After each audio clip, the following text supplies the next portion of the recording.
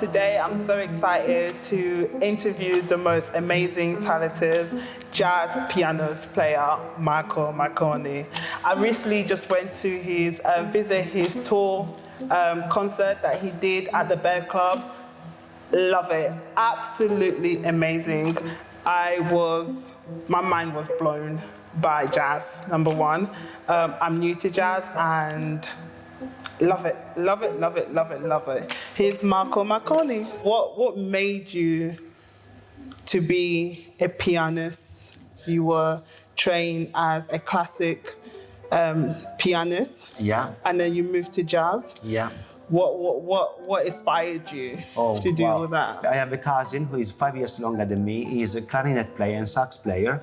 And my cousin used to live very close to my house. Mm-hmm. And basically, I used to go to him every afternoon. And I remember one afternoon I got into his studio and he used to listen to this music, which was completely new to me. I was pretty much 15, and I said, Paolo, what kind of music is this? And he said, oh, this is an American sax player called Jerry Mulligan. Wow, nice. Was this your first time getting introduced to that type of music? Yes. Wow. We have a big festival in Perugia called Umbria Jazz, which is the second biggest festival in Europe. Yeah. And the equivalent of the English BBC, which is called Rai television in Italy, used to broadcast all the concerts up in the previous summer, in the winter, and my dad used to record them with the VHS. Oh. I still have those. And so the combination of my cousin who gave me chance to get close to that music, plus watching those VHS, I fall in love. One of the music that you perform in a bear club, yeah. It was the Mandara. Yeah. That is one of my favorites. It was a shame that I have to leave halfway because of my train. Oh no. But I cried the whole way through. I was crying. I said, how can I leave? But I just had a little bit of it and I loved it. It's a touching song. Thank you. I love it. It's also very groovy because it's a Latin. There is this. It's a sort of calypso and salsa. Yeah. It's like you can dance to it, you know. So. Yeah, it's like you can dance to it and you can move to it. It's just a way of expressing your feeling. Oh, thank you. I love it. I absolutely love it. I'm very pleased. I'm very pleased. I perform obviously this tune in piano solo concerts and with the band. I obviously prefer when I have the band because with the drums groove, the bass and Max playing the theme, improvising it's very lively. It's very you need to move your body. You need to move your body. Yeah. That's how I felt when I went to see you. Oh, thank you. Thank you so Club. much. You recording your first album in 2013. How did you feel when you completed your first album? My first album was just a dream. Came true after a lot of planning and working on. I always dreamed about recording my own album, and I was fortunate enough to record it at the Fazioli Concert Hall. Fazioli is a piano maker, but we're talking about top class, top level pianos. I consider myself very lucky. When I have emailed them, I was invited to record my first album ever, which was a piano solo album. When I arrived there and I saw the piano, on the harp of the piano, I saw Herbie Hancock's signature. So Herbie Hancock, who is one of my biggest inspirations ever, has been there. He played the piano, he tested the piano, and he left his own signature on the piano. And that's amazing. That's amazing. That piano was absolutely a joy to play. I remember I spent an entire day recording the album and it was absolutely astonishing. I'm very, very happy about the final result. What's the title of your new album? My new album is titled New Roads. You know what? It's always quite hard for me to think about the title for the album I'm recording. And actually, this is the first time that the title doesn't come from me. A few years ago, I met on Twitter an incredible and very kind lady called Anthea Redmond. We were video chatting and I told her, Anthea, I haven't found the right title for this album yet. And she immediately told me, New Roads, Marco. The album has to be titled New Roads. I did like the title so much immediately because New Roads in my head means you want to explore in order to discover something new, and this is my definition of jazz. I always say to my students, guys, jazz is a safari. The more you explore, the more you will see. And jazz is this even if you play an instrument, because jazz is as vast as an ocean and it's such a beautiful and fascinating world to explore. So New Roads is the perfect title for this album. During the pandemic, obviously the pandemic happened, and coming out the pandemic, how difficult was it for you to organize a tour that I attend to? It was extremely hard to arrange this tour, I have to be honest. The first difficulty I have faced was booking the clubs and the venues. Many of them decided to stop booking people and give a chance to all of those had the concert cancelled due to the pandemic. The original idea was to do a longer tour.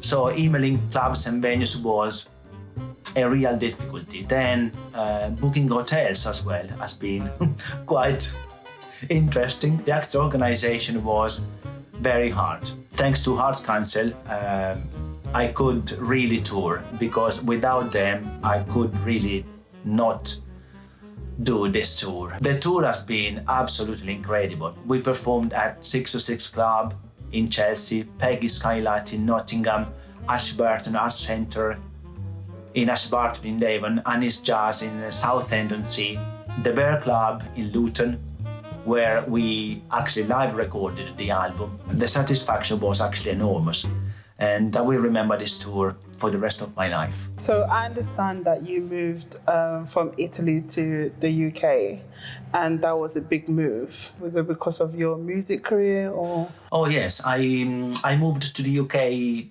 10 years ago. My wife Saliani is English, and at that time our daughter Emma was 5 years old. I met my wife in 2003 at a wonderful place which is called Palazzo Terranova. This amazing luxury hotel is placed in Umbria, which is the region I grew up in. I was performing there 3 or 4 nights a week, and one day she arrived there because she was starting working as a general manager. But immediately came out she was an amazing singer, and so we met, and you know what, it was immediately love at first sight. In Italy I was doing very well, to be honest, but here in the UK it's even better because you can really play with incredible musicians from around the world. It's much more open, it's very, very open country, in particular London. And I really love the London vibe.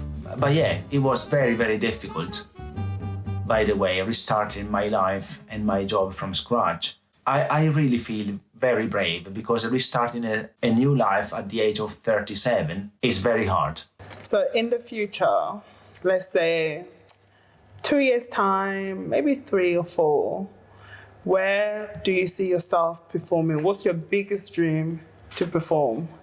My biggest dream? Oh gosh. The biggest dream I have is to buy a brand new baby grand piano. Yeah, because I'm currently playing an upright piano, and I used to play for 15 years a beautiful Yamaha grand piano, which I have sold when I moved in the UK in 2012, and that has been very, very hard. I studied on that piano for so many years, preparing my grade 8 and the piano diploma. For me, it's important as a dream to be an inspiration for young musicians. To inspire young musicians is something great, something is a dream.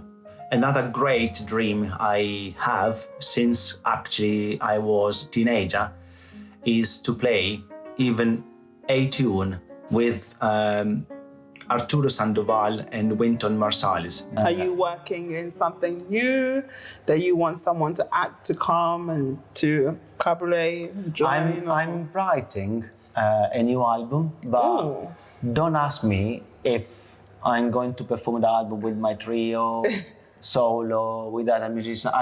I didn't decide that. Will you be able to give us a little sneaky peek of your new album and what you're writing? Or just tell us a little bit about your new album. It's a very cinematic song, atmospheric. Probably the best adjective is cinematic, atmospheric.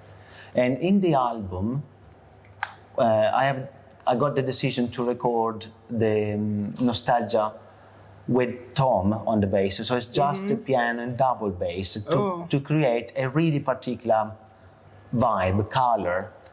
We did rehearse the Nostalgia with Emiliano and Max. Yeah. That was the original idea. And then I said, you know what, guys?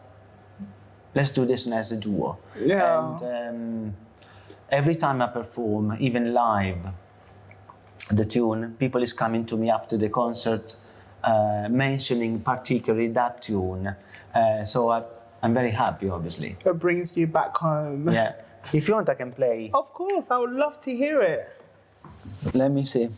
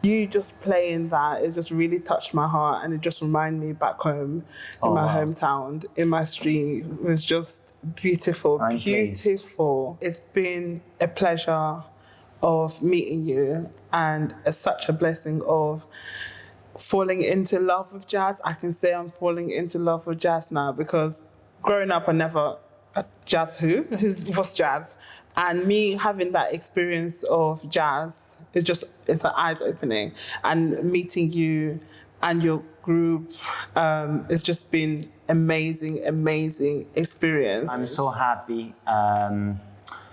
Thanks to my concert you have seen, you are now a jazz lover. Your biggest fan, I have to say. Come on. Oh, that's great. Carry on listening to jazz. Yeah. Jazz is a lifestyle. Yeah. You know, it's improvisation. You have been improvise when you play jazz, but it's like you have improvise in your life every day, but improvise in a good way. Thank you so much. Oh, that's it. Oh my gosh. I cut that part.